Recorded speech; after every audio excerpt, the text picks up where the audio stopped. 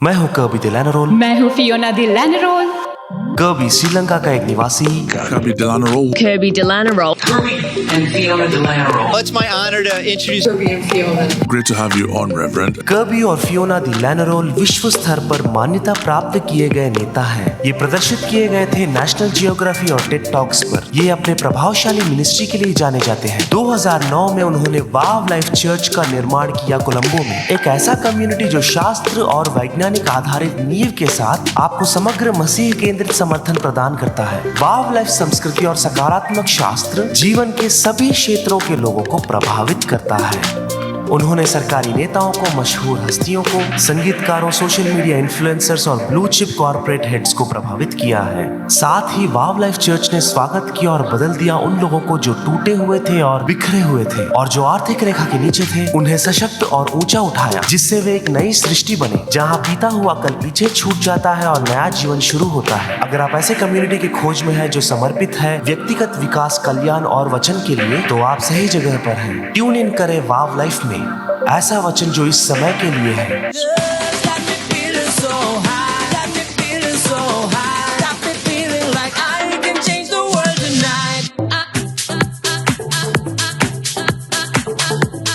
यह बहुत शानदार है, ठीक है। तो यूहन्ना के ग्रंथ तक हम लोगों ने कर लिया था। तो अनुग्रह क्या करती है? तो अनुग्रह की थियोलॉजी क्या करती है? तो उसने आपको बाहर लाई है शाश्वत डैमिनेशन से, पर वो आपकी रक्षा नहीं कर रही आम समस्याओं से। प्रभु ने दुनिया से इतना प्यार किया कि उसने अपना इकलौता पुत्र दुनिया को दे दिया ताकि इंसान एक दूसरे को माफ कर सकें। यह एक शास्त्र का प्रश्न है जो कि मैंने जवाब देने की बहुत प्रयत्न की थी, जो कि बहुत सारे शास्त्रों में है। वो ये है कि पहले दिनों में जब वो पश्चाताप का दिन मनाते थे, पश्चाताप का दिन भी होता था, उस दिन वे बलि देते थे एक मेमने की। वे विश्वास करते थे, शायद अब भी करते हैं, वे विश्वास करते थे कि बलि जो वो चढ़ा रहे हैं वो जाता था एक शैतान को जिसका नाम था अजाजेल, संदूक के बाहर। इसका मतलब है मेमनों की वो बलि अपीस किया करती थी लोगों के पापों के बदले में उस शैतान को जो इन पर आक्रमण कर रहा है। वाव, ये यहूदियों का शास्त्र है। तो ये बलि उस शैतान को समर्पित हो रहा है जो इन लोगों को बर्बाद करना चाह रहा है। आप समझ रहे हैं, ये गलत नहीं है क्योंकि यीशु नहीं आए थे। तो मैं इस शास्त्र पर विश्वास करता हूं, पर मैं दूसरी चीज पर विश्वास नहीं करता जो कि अगस्टिन जी लाए थे जब यहूदी मसीही में परिवर्तित हो रहे थे। तो उन्होंने लाया इस चीज को कि सूली का जो बलिदान है, जो सूली पर मौत हुआ था, वो शैतान के लिए नहीं है। उन्होंने कहा ये बलिदान है उसके लिए जिनको पिता परमेश्वर बुलाते हैं। तो यीशु मसीह मूल भर रहे हैं फिलिप के पापों के लिए पिता को। फिलिप पिता को लगातार, जैसे पिता को एक शांति की बलि चाहिए थी, पिता को शांति चाहिए थी, तो मेरे पाप का मूल पिता को भर रहा हूं। क्या ये सही है? तो यह चीज आप में यह सोच लाएगा कि पिता कमजोर है, इसीलिए वो लगातार पूछ रहे हैं खून को, अपने खुद के बेटे के खून को। इस शास्त्र में कुछ गलतियां हैं और यही अगस्टिन जी ने लाया था। और फिर आप अनुग्रह में जाते हो। अनुग्रह को हम लोगों ने देखा है, यह कलीसिया ने देखा है, और हमने कहा कि नहीं नहीं नहीं, तो लहू का जो प्यास है वो उनसे नहीं आता है, यीशु मसीह के हिसाब से है। ये वो नहीं आता है किससे? पिता से। तो फिर खून का प्यास कहां से आता है? वह आता है आपसे और मेरे से। तो यूहन्ना 5वां अध्याय इसे समझाता है, वो इस तरह समझाता है। इसे ध्यान से देखें, ठीक है। तो वो ये कहता है, तो ये वचन है, मुझे लगता है कि ये 20वां वचन है।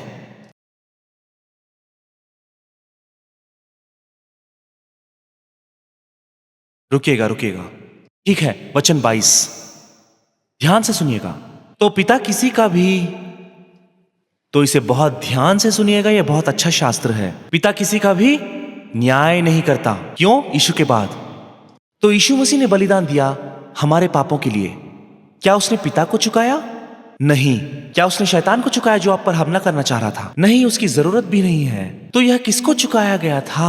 पिता किसी का भी न्याय नहीं करता, किंतु उसने न्याय करने का अधिकार किसे दिया है? बेटे को दिया है। वाह, तो इसका मतलब है यीशु न्याय कर सकता है, बेटा न्याय कर सकता है। आप कौन हो? बेटे हो। ध्यान से इसे पढ़ना, आपको ध्यान से इसे पढ़ना है, ठीक है। 30वां वचन, मैं स्वयं अपने आप से कुछ नहीं कर सकता। क्या आप सुन रहे हैं? मैं जो परमेश्वर से सुनता हूं उसी के आधार पर न्याय करता हूं, और मेरा न्याय, वाह, आप देख रहे हैं, इसका मतलब है बेटा न्याय करता है, प्रभु नहीं करता। ठीक है, कौन न्याय करता है? आप कौन हैं? आप कौन हैं? बेटे। ठीक है, वाह, ठीक है। पिता अब न्याय नहीं करते, पर हम हर समय न्याय करते हैं। क्या आपका न्याय करना सही है? कभी कभी। पर अगर आप नेक हैं और न्याय कर रहे हैं तो लोग बड़ी समस्या में हैं। मैं फिर से बताऊंगा, अगर आपका न्याय, यीशु यहां पर बात कर रहे हैं फारसियों के साथ। फारसियों का न्याय बहुत गलत था। यह बहुत गलत न्याय था, सब कुछ उनके बारे में ही था। क्या आप समझ रहे हैं? वो लोगों के पास से लेते थे, वो लोगों को नियंत्रण करते थे, हेराफेरी करते थे उस समय के फारसी लोग। पर न्याय करने का अधिकार बेटे को दिया गया है। वो इशू है आज वो परमेश्वर के बेटों के पास है। हम न्याय कर सकते हैं, इसे ध्यान से सुने। उन्होंने कहा फारसियों के पास जो न्याय है वो सही नहीं है, वह अन्याय है, पर मेरा न्याय करना सही न्याय है। इसका मतलब यह है कि अगर कोई भी किसी को भी न्याय करेगा, यह दूसरों पर प्रभाव डालेगा। मैं स्वर्गदूतों को आज्ञा दे रहा हूं, आपके फोन की बैटरीज को चार्ज करें और पैसों को डालें आपके उन एप्लीकेशंस में, और आपके बिल्स की पेमेंट करें। आपके क्रेडिट कार्ड के बिल्स कैंसिल हो जाएं यीशु मसीह के नाम में। फोन के बिल्स, वाटर के बिल्स, इंटरनेट के बिल्स, कार के रेंटल्स, साल की पेमेंट्स, महीने की पेमेंट्स खत्म हो जाए, खत्म हो जाए, खत्म हो जाए यीशु मसीह के नाम में अभी। अगर आपके फोन को कुछ हुआ है तो अपने फोन को ऐसे हिलाइए, अपने हाथों को हिलाइए। क्या हुआ आपके साथ? मेरा फोन आपके संदेश देने से पहले ही चार्ज हो गया। पहले ही। मेरे अगले महीने का घर का किराया वो भी कितना भर था? गया। 1500। मेरे फोन में पहले 30% था और अब 40% हो गया। कम ऑन, आप फिर से चेक करें, ये फिर से हो रहा है। तो आपको $425 का ऑफ मिला है। मैंने अभी मेरे इन्वेस्टमेंट अकाउंट को चेक किया, वो अभी $2000 बढ़ गया। तो आपकी इन्वेस्टमेंट का 25% बढ़ गया है। वाह! मेरा फोन बिल 0 बता रहा है। यह बहुत अद्भुत है। जैसे मैं अपने बिल को देख रहा था, मैं उसी की ओर देख रहा था। मैं ऐसे चीजों पे कभी विश्वास नहीं करता, ये सब पागलपन है, पर मुझे अभी विश्वास करने में मजबूर होना पड़ रहा है। 25 सेकंड पहले ये अपडेट हुआ है। कौन सा बंदा इसे अपडेट किया है? चलो यहाँ पे क्या हुआ देखते हैं। मेरा क्रेडिट कार्ड बिल भर दिया गया। $650 किसी ने अभी भर दिया है अगले महीने के बिल में। मेरा 80 दिखा रहा है। वाह! मैंने रिफ्रेश किया, अब वो 0 दिखा रहा है। यहाँ पर 80 दिखा रहा है, आप देखिए 80 और 00। हाँ, रिफ्रेश कीजिए, रिफ्रेश कीजिए। कल सर्विस के बाद हम जब वापस जा रहे थे तो मैं किसी इंसान को खोज रही थी। मैं सिनोबिया नाम के एक इंसान को 15 साल से खोज रही हूँ। जब मैं पूरी तरीके से जल गई थी, उन्होंने मेरा देखभाल किया। मैं एक जली हुई मरीज थी। उनके बारे में जानने वाला कोई इंसान मुझे नहीं मिला। मैं एक अनजान स्त्री से मिली जो आपका सर्विस अटेंड कर रही थी। वह दरअसल यहीं पर काम कर रही है। वह दरअसल उस इंसान को जानती है और उन्होंने उसका एड्रेस मुझे लिखकर भी भेजा है। वाह, क्या बात है! वाह! Synchronized knowledge. मैं कल घर गई और इन्वेस्टमेंट बैंक का स्टेटमेंट खोल कर देखा। 2 महीने से जो व्यापार नहीं चल रहा था, अभी वो अद्भुत तरीके से चल रहा है। पिछले 1 साल से मेरा बेटा और बहू मुझसे बात नहीं कर रहे हैं। वाह! कल मैं जब सर्विस अटेंड कर रही थी, उन्होंने मुझे पहली बार एक मैसेज भेजा। यीशु मसीह है जो दिलों को फिर से वापस जोड़ता है। Come on! मेरा इन्वेस्टमेंट बैंकिंग अकाउंट जो कई महीने से बंद पड़ा हुआ और खाली पड़ा हुआ था, अभी वो 40% तक बढ़ गया है। कम ऑन, प्रभु की महिमा करे। Come on! देखते हैं आपके पैरों को क्या हो गया। दर्द नहीं है। दर्द नहीं है तो चंगे हो चुके हो। आप भाग नहीं सकते थे, आप अभी भाग रहे हो। Come on! असली दौड़ना ऐसे दिखता है, देखिए सब। मैं एक ऑर्थोपेडिक डॉक्टर के पास गई थी कल और उन्होंने मुझे 2 नी सर्जरी करवाने कहा था। Come on! मेरा उम्र अभी 60 साल होने वाला है। आप अभी दौड़ रहे हो, देखिए। एक लड़की है जो 16 साल की है और वो कोमा में है और वो उठी नहीं है। उनकी माँ ने Oh my कहा God. जब मैंने आपका वचन उनको Oh my भेजा, वेकअप स्लीपिंग ब्यूटी, और वो लड़की उठ गई और उसका सर हिल रहा है। उनकी माँ ओह माय गॉड! अभी, बिल्कुल अभी। Wake up sleeping beauty. Come on, wake up sleeping beauty!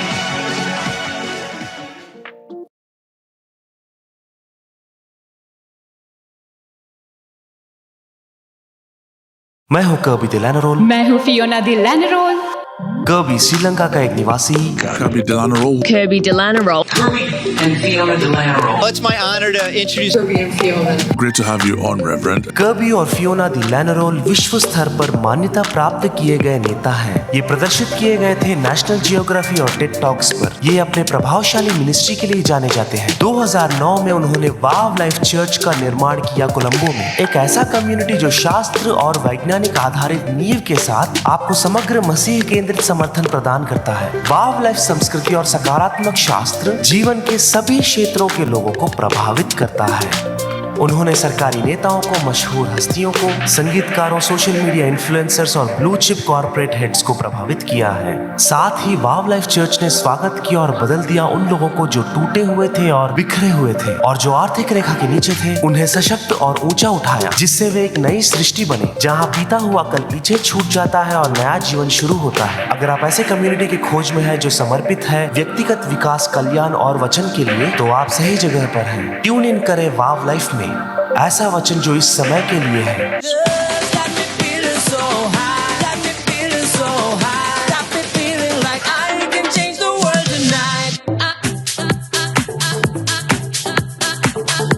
माता और पिता पीड़ा में जा सकते हैं क्योंकि उनके बच्चों के सही से न्याय नहीं करने की वजह से। बच्चे पीड़ित हो सकते हैं माता पिता के सही से न्याय नहीं करने की वजह से। सही से न्याय करना, ठीक है? अभी आपको न्याय करने की जरूरत नहीं है, फिर भी आप न्याय करते हो। आप न्याय करते हो एक शर्ट खरीदते समय, एक रेस्टोरेंट जाते हो तब भी आप न्याय करते हो। आप निरंतर न्याय करते ही रहते हो। यह न्याय किसी पर भारी पड़ता है, ये बहुत सामान्य चीज है। आप रेस्टोरेंट जाते हो और वहां का सर्व करने का तरीका आपको पसंद नहीं आया, आप उसको टिप दोगे, आप वहां पे फिर से जाओगे, अपने दोस्तों को उस जगह के बारे में बताओगे। यह बहुत सामान्य चीज है। वहां पर या उस रेस्टोरेंट पर कोई नहीं जाएगा क्योंकि न्याय करना वहां पर प्रभाव डालता है।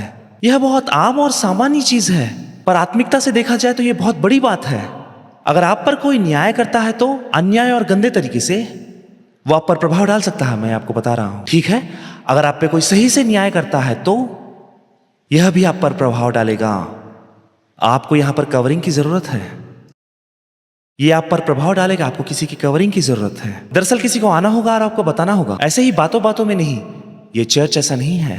आप चुपचाप अपने काम करते जाते हो और आप सोचते हो कि मुझे नहीं बताओगे। आप सोच रहे होंगे कि जो भी आप करते जाओगे और मैं आपको नहीं बताऊंगा। मैं वादा कर रहा हूं कि मैं वो सब दिखाऊंगा, पर मैं उन गलतियों को इसीलिए नहीं दिखा रहा ताकि आपको दर्द दूं। मैं इसीलिए बता रहा हूं क्योंकि मैं आपसे प्यार करता हूं। और मैं ये बात कहूंगा, मैं इसलिए बता रहा हूं क्योंकि प्रभु आप में निवास करना चाहता है, वो आपकी रक्षा करना चाहता है।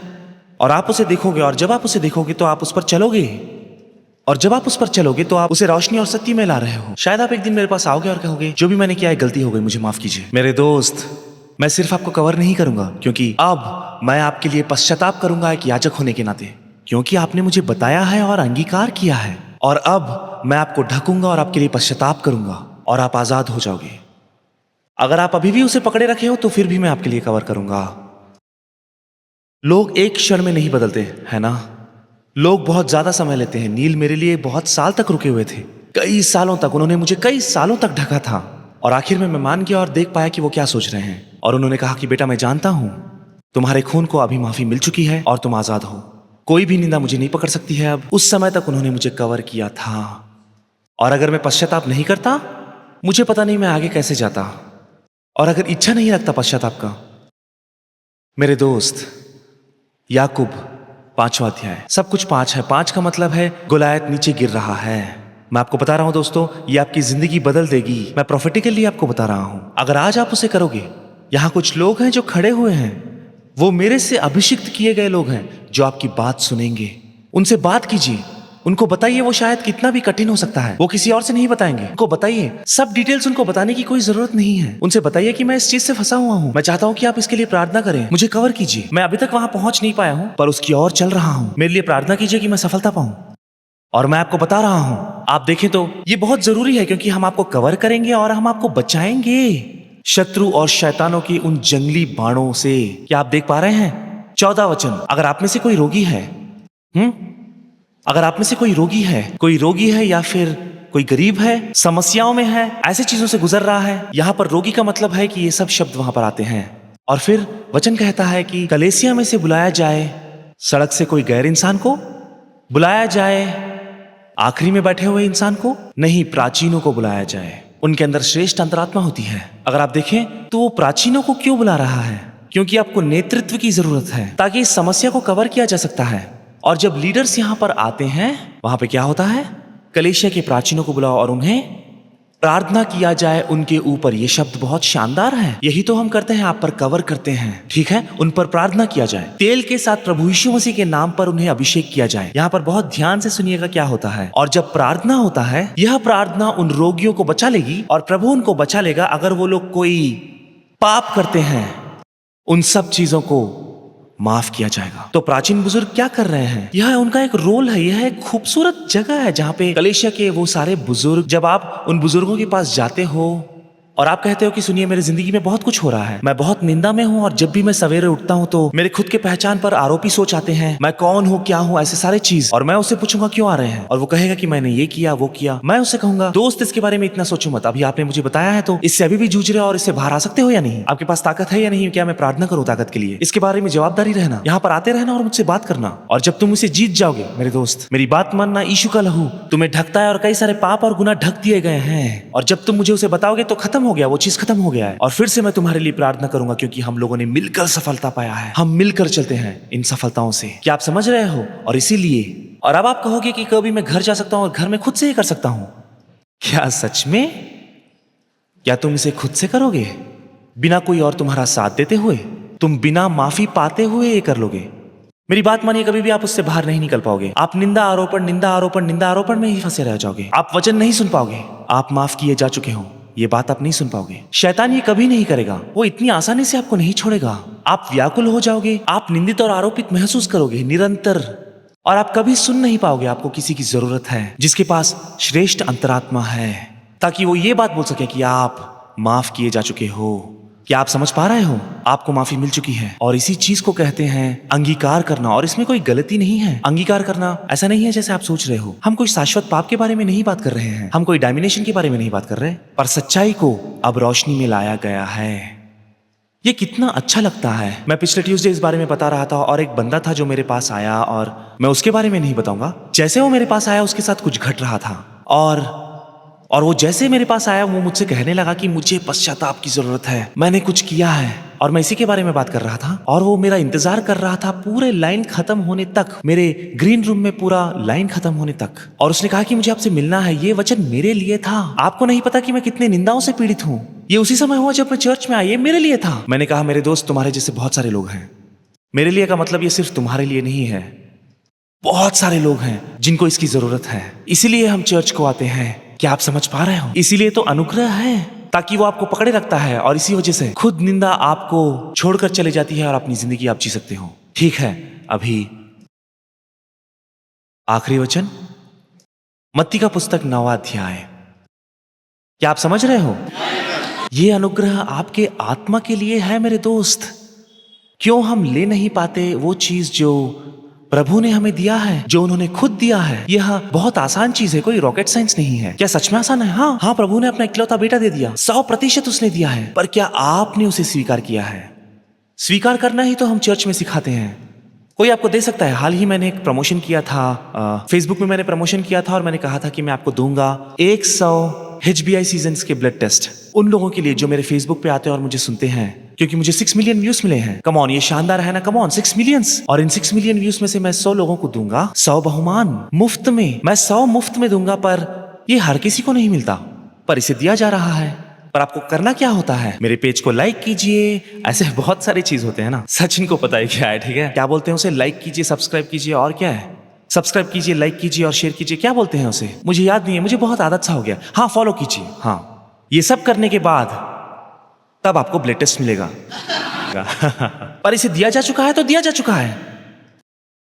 क्या आप इसे समझ रहे हैं? पर आप यीशु मसीह को जब स्वीकारते नहीं हो, यीशु सही समय पे आए हैं।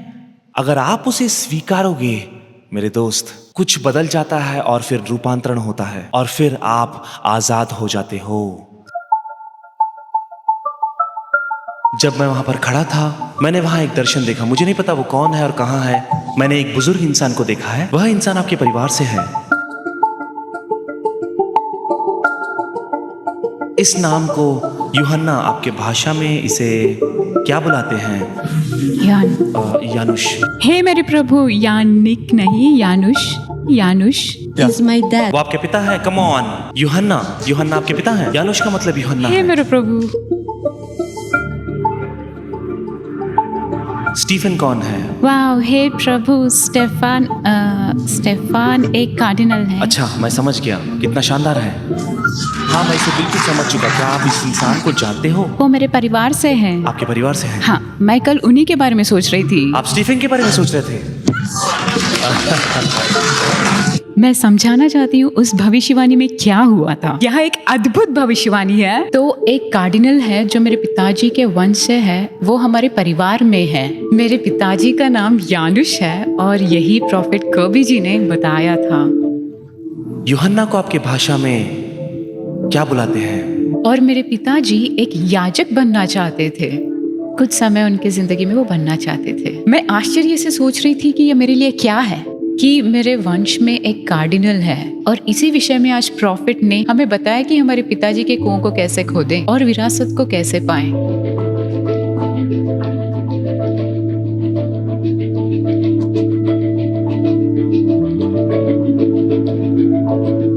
आपके पिताजी का विरासत मेरे दोस्त बहुत दूर है। वो इतना दूर है कि आप उसे पहुंच भी नहीं सकते। आप बिल्कुल पूरी तरीके से सूख चुके हो। मैं कभी से मिलने के लिए यहाँ पर आया हूँ। मैं दूसरे धर्म से हूँ। मैं एक मसीह नहीं हूँ, पर मैं बहुत ज्यादा तकलीफ से रहा था, इसीलिए कभी से मिलना चाह रहा था। मैं सामान्य तरीके से लोगों के साथ घूमता फिरता नहीं हूँ। ये पहली बार है जब मैं बाहर आया हूँ और कभी से मिलने आया हूँ।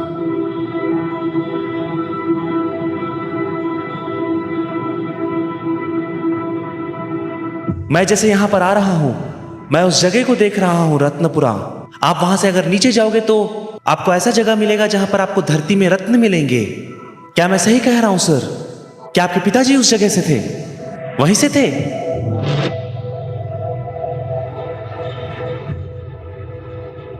और मैं इसी वक्त उसे देख रहा हूं। आपके पिताजी के कुएं सूख चुके हैं। प्रभु आपको ताजा और नवीकरण कर रहा है। कुछ नया आपकी जिंदगी में होने वाला है। जो भविष्यवाणी उन्होंने मेरे ऊपर की है, उन्होंने कहा कि मैं एक इंसान को देख रहा हूँ जो रत्नपुरा के पास वाले जगह से आ रहा है। मैं कागिल से हूँ जो रत्नपुरा के रास्ते से होता है और रत्नपुरा के पास है। हाँ, मेरी जमीन और जायदाद की समस्या मेरे जीवन में चल रही है। मेरे दिमाग में हमेशा यही चलता था, मुझे वो जमीन कभी भी नहीं मिलेगी क्योंकि मैंने बहुत समय पहले उसे खो दिया। हाँ, आप खड़े हो सकते हो। मेरे बात को लिख के रख लेना। आप फिर से ताजा हो जाओगे, नवीकरण होगा और आप पियोगे। आप फिर से प्रभु की स्तुति करोगे। और ये बहुत अद्भुत बात है। मैं अचंभित हो गया और खड़ा नहीं हो पा रहा था क्योंकि जो कुछ भी उन्होंने मुझ पे भविष्यवाणी की थी, और मैं आशीषित महसूस कर रहा हूँ।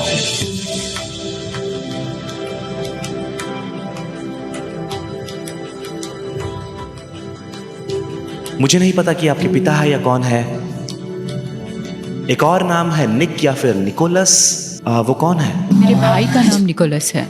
हाँ हाँ, खड़े हो जाओ।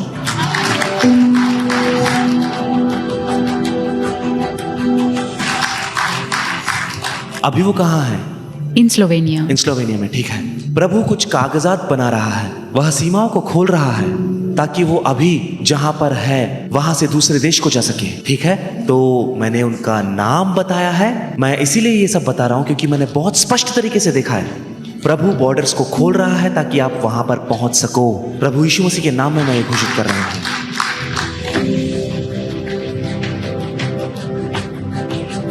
ये कितना मजेदार है। ये अद्भुत है।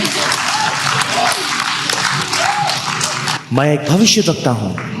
ये बहुत सामान्य चीज है। हम ये आराम से करते हैं। इसमें चिल्लाना जरूरी नहीं है, कोशिश भी नहीं करनी।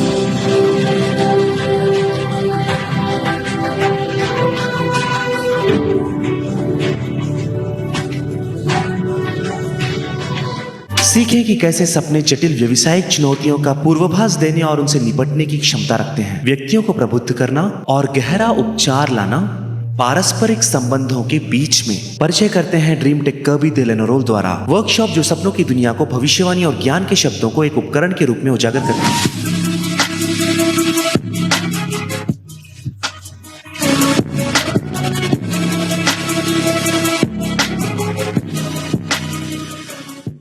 अपने फोन को इस तरह से हिलाएं। देखिए आप हिला रहे हैं। मैं अभी आज्ञा देता हूं कि आपके क्रेडिट के रेटिंग्स बढ़ जाए। अभी इसी वक्त क्रेडिट के रेटिंग्स बढ़ जाए। बस ये दिखाने के लिए कि मैट्रिक्स चेंज होता है। हमारे सोचने के अनुसार कितने लोग अपना क्रेडिट स्कोर चेक कर रहे हैं। वहां क्या हुआ है? जैसे आपने आश्चर्य और सूचक कार्य कहा, मेरा फोन और क्रेडिट कार्ड खोल के देखा है। मैंने अपना क्रेडिट कार्ड स्टेटमेंट देखा, मेरा ट्रांस यूनियन अपेक्स 2 पॉइंट बढ़ चुका। जब मैंने इस पेमेंट को किया था 385 और 37 सेंट्स, आगे वाले इंसान को पैसा पहुंच गया पर मेरे अकाउंट से बाहर नहीं गया। 18 मिनट पहले ये हुआ। और मैं उसी बारे में बात कर रहा था 18 मिनट पहले। Come on. इसका फाइका स्कोर जो है 100 पॉइंट्स बढ़ गया। जब आप बात कर रहे थे मेरा इन्वेस्टमेंट बढ़ गया, वो केवल 5% बढ़ा था। मैंने जब आपसे बात किया, मैंने किसी को आशीष दी, मैंने किसी को पैसे भेजे थे कुछ हफ्ते पहले, उन्होंने फिर से मुझे वापस किया, मेरे पैसे वापस आ गए। पिछले 20 साल से मैं और मेरे पति का कोई कर्जा नहीं है, कोई क्रेडिट रेटिंग नहीं है। मैं मेरा बैंक अकाउंट देख रही थी और मैं बार बार देख रही थी और अचानक से क्रेडिट कार्ड अप्लाई करने का ऑप्शन मेरे पास आया। मैंने फॉर्म फिल किया और फिर मैंने देखा मेरा क्रेडिट कार्ड अप्रूव हो गया $2000 लिमिट के साथ। मेरा क्रेडिट स्कोर हमेशा तकलीफ देता रहा है। हम सब कुछ पैसा वापस कर देते थे, फिर भी हमेशा वो नेगेटिव पर ही रहता था। पर जब मैंने आज इसे देखा तो 12 से 13 पॉइंट ये बढ़ चुका है। आज तक कभी ये बढ़ा नहीं है, पर अचानक से ये बढ़ गया है। जब आपने कल फाइनेंशियल फ्लो किया था, $225 मेरे पेपॉल पे दिखाई दे रहे थे। मैंने सब कुछ चेक कर लिया, पर जब उन लोगों ने मुझे ये बात बताया कि जब मैं पूरे परिवार के लिए पेमेंट कर रहा था तो मेरे बच्चों का पेमेंट मुझे रिफंड मिल चुका है। जैसे ही आपने बात रिलीज किया तब ऐसे हुआ। हम हमारे घर पे जिम पार्टीज किया करते थे ओरेगन में, और बहुत देर से मैंने एक जिम नहीं पाया था मेरे होटल रूम में, और फिर मैंने एक जिम को पाया। यह बहुत अनोखा है और ख़ास है। और मैं फिर अचानक से चिल्लाना शुरू कर दी कि मैंने एक जिम पाया है, मैंने एक जिम पाया है। मेरा क्रेडिट स्कोर 500 पॉइंट बढ़ गया है और $500 मेरे अकाउंट से मिस नहीं हुए हैं।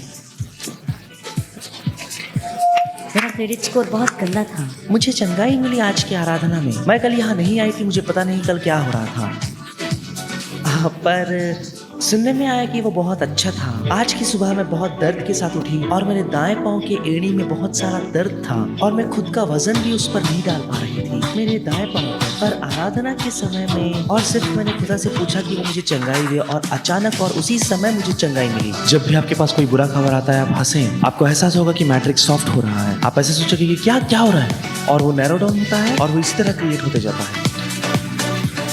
जितना ज़्यादा लाइटनेस होता है मैट्रिक्स, उतना ज़्यादा सॉफ्टवेयर सॉफ्टवेयर और सॉफ्टवेयर बनते जाता है। उतना ही ज़्यादा फ्लूइड, उतना ही ज़्यादा फ्लूइड, उतना ही ज़्यादा फ्लूइड। और जब आपका दिमाग एकदम से ठहर जाता है और जब कोई सोच नहीं रहता और जब सही सोच आता है, आप समझ पा रहे हो, मैट्रिक्स शिफ्ट हो जाता है और पलक झपकते ही कुछ बदल जाता है।